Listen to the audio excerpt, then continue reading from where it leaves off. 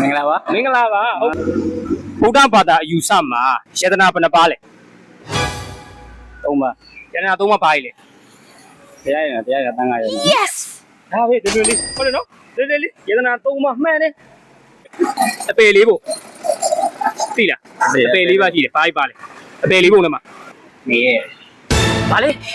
ကြည့်ကြည့်ပြီ ငဲမဲငဲ ငရဲပုံလောက်တော့လုပ်တယ်ငရဲမင်းတော့မလုပ်နဲ့ ငဲပေါ့ငဲပိတ်တာ ပိတ်တာဟုတ်တယ်ပိတ်တာမှန်တယ်ငရဲပိတ်တာ တူရကဲရဲပေါ့ အတူလက်ကပြီးရင် ကျမ ဟမ် ကျမပါ ဓမ္မအပေတော့မပေါဘူးဓမ္မ အဝေးစီ အဝီစီနဲ့ငရဲနဲ့ကတူတူပဲလေဟုတ်တယ်မလားအဝီစီနဲ့ငရဲတူတူပဲအပုံမဲကြံတော့တယ်ဝါနီးနီးလေးပဲကိုယ်ပတ်ဝန်းကျင်မှာကြည့် ကဘာ ကဘာပုံဆိုတာရှိလို့လားဟွာဒီလေးကဘာပုံမဟုတ်ဘူး ကဘာမောရပါ ကဘာမ ကဘာမြေ ကဘာမြေကြီးပုံ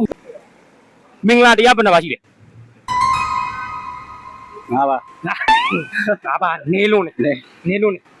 ရှင်ပါ ဘယ်နှပါလို့ထင် 6ပါအစီအနဲပါလေ ကြော်လိုက်တော့မယ်တွတ်တက်လိုက်38ပြမင်္ဂလာလी ဩဟုတ်တယ် ဟုတ်လားတိတ်ခါတရားဘယ်နှပါရှိလဲတိတ်ခါတရား ၄ပါ ရှိပါတယ်ရှိပါဆိုမာသွားပြီအခုတော့တိတ်ခါတရားဘယ်နှပါလဲ 9ပါ ဟောအရှုံးပေးလိုက်တော့ကျေးဇူးတင်တယ် ဩ 9000ပဲရမယ်နော်